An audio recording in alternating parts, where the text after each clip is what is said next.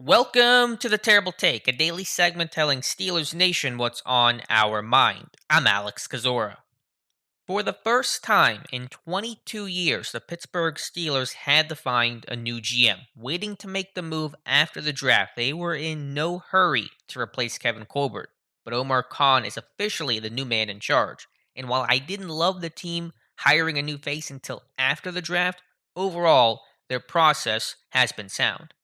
Most teams are in a big hurry to replace their GM. That's because most don't retire on their own terms, like Kevin Colbert. Most are fired, run out of town, and everyone cheers. That happens in January, usually on Black Monday, the first Monday after the regular season.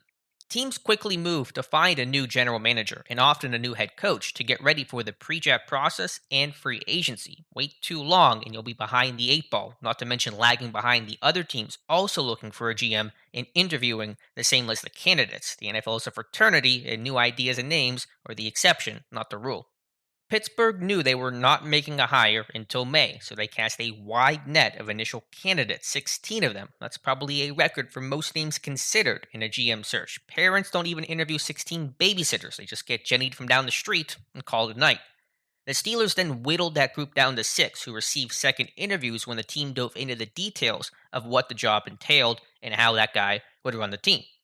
Ultimately, they landed on Khan, who has been with the Steelers just one fewer year, 2001, than Kevin Colbert. They also grabbed Andy Weidl to be assistant GM, who comes from a more traditional scouting background similar to Colbert.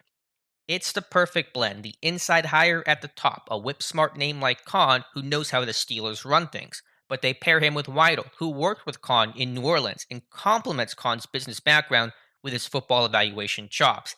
He's also an outside hire with new ideas to prevent the team from being too stale, too status quo, to this is how we've always done things. All this with Mike Tomlin very much in control too, the steady face and presence in an offseason that's seen more change since Chuck Noll came from Baltimore. Ultimately, the results matter most, and Pittsburgh's in a transitional phase whether or not they want to admit it. But at the end of the day, I'm happy with the moves the team has made. Be sure to follow us at SteelersDepot.com and check out episodes of The Terrible Take every day at 5 p.m. Eastern Time.